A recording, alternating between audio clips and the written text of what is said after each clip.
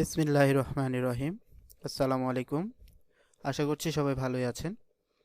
তো গত ভিডিওতে আমি দেখিয়েছি কিভাবে এই ফ্লোর প্ল্যানটি করতে হয়। তো আজকে আমি দেখাবো এটার টিপিক্যাল ফ্লোর প্ল্যান কিভাবে করবেন সে বিষয়টি খুব সহজ।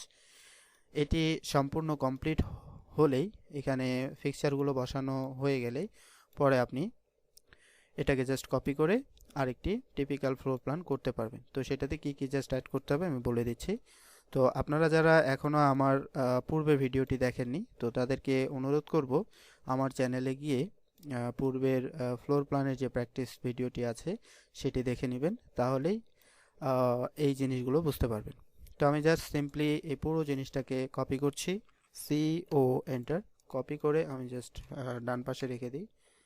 ডান পাশে রেখে দিলাম, দেওয়ার পরে টিপিক্যাল ফ্লোর প্ল্যানে আমার তো গ্রাউন্ড এগুলো কিছু দেখা যাবে না, তো আমি জাস্ট সিম্পলি এগুলোর আমার দরকার নেই, এগুলো সিলেক্ট করে ডিলিট করে দিচ্ছি। ডিলিট, এবং এটিও ডিলিট করার পরে ডাবল এন্টার আমি এটা একটু এক্সটেন্ড করে দিচ্ছি, যেহেতু আমি এটা ট্রিম করব এটা আমি এক্সটেন্ড করে দিলাম। ডাবল এন্টার এটা ট্রিম করে দিচ্ছি, এবং এই পাশে গিয়ে ডাবল এন্টার এটা ট্রিম করে দিলাম। এটা সিলেক্ট করে ডিলিট, এটাও সিলেক্ট করে ডিলিট, এবং এটাও সিলেক্ট করে ডিলিট। আমার নিচে তো এরকম কিছু থাকবে না উপরে, তাই আমার এটা ডিলিট, এবং মেইন এন্ট্রি এটাও থাকছে না, এটাও থাকছে না। এই জায়গায় গিয়ে আমার যেটা হবে, কলাপসিবল গেট এখানে থাকবে না, এখানে আমার যেটা থাকবে সেটা হচ্ছে একটা জানালা থাকবে, 3 ফিটের একটি জানালা। তো আমি 3 ফিটের এই কিচেনের জানালাটি এখানে নিয়ে এসে বসাবো। CO এন্টার কপি করে এটা জাস্ট CO এন্টার কপি করে আমি এখানে বসাচ্ছি এখানে। তো এখানে ড্র করি,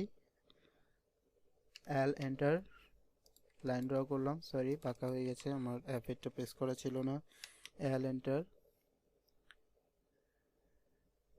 মিড পয়েন্টে একটি লাইন ড্র করছি, F8 প্রেস করলাম, উপরে দিব 1.5 ফিট। এন্টার 18 এন্টার 18 ইঞ্চি, এদিকে 18 ইঞ্চি। ডাবল এন্টার ট্রিম করে দিচ্ছি, এটাও ট্রিম, এটাও ট্রিম, ডিলিট। এখানে একটু গুরুত্বপূর্ণ বিষয়, এটা হচ্ছে ডাইমেনশন লেয়ার আমি তৈরি করে ফেলেছি ভুলবশত। এখন আমি এই লেয়ারে এটাকে কিভাবে নিব, আমি সিম্পলি ম্যাচ করে দিব। তো ম্যাচ প্রপার্টিসটি আপনি পাবেন হচ্ছে এখানে গেলে প্রপার্টিসের এখানে ম্যাচ প্রপার্টিস এটা পাবেন, অথবা আপনি কিবোর্ড থেকে এন্টার ম্যাচ প্রপার্টিস এটা পাবেন। যেটার মতো করতে চাচ্ছেন সেটাকে সিলেক্ট করবেন, তাহলে এরকম পেইন্টের মতো আকার ধারণ করবে। তখন আপনি যেটাকে এরকম করতে চাচ্ছেন সেটার উপরে জাস্ট এইভাবে ড্র্যাগ করে দিতে পারেন, অথবা ক্লিক করতে পারেন, জাস্ট ক্লিক করে দিলে এটা এরকম হয়ে যাবে।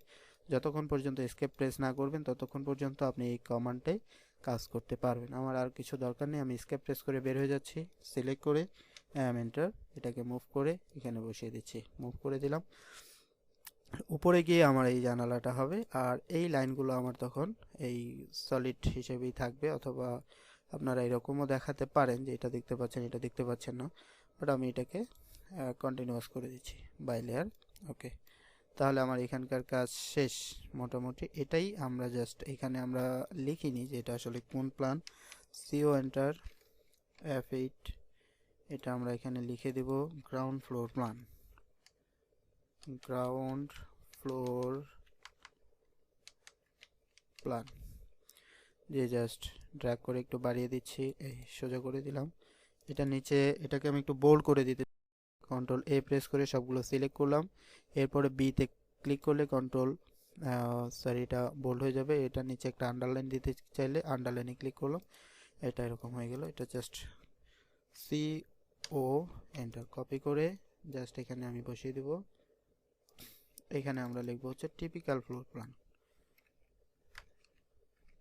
টিপিক্যাল ফ্লোর প্ল্যান, যেহেতু আমার উপরের ফ্লোরগুলো সেম হবে, তো এই জন্য আমি টিপিক্যাল দিলাম। যদি আপনার উপরের ফ্লোরগুলো গিয়ে আরও একটু চেঞ্জ হয় তাহলে সেক্ষেত্রে আপনি ওই ফ্লোরের জন্য আলাদা ফ্লোর প্ল্যান করতে হবে। এখানে এটাকে কপি করে জাস্ট এডিট করবেন, বা এগুলো চেঞ্জ করে দিবেন, তাহলেই হবে। তাহলে টিপিক্যাল ফ্লোর প্ল্যান হয়ে গেল। তো এইভাবেই আপনারা গ্রাউন্ড ফ্লোর হয়ে গেলে টিপিক্যাল ফ্লোর প্ল্যান খুবই সহজ।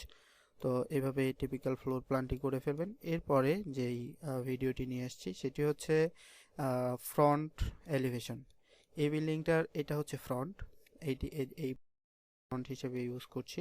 তো আপনারা এখানে লিখেও দিতে পারেন যে এটা ফ্রন্ট, এটাকে ফ্রন্ট লিখে দিতে পারেন।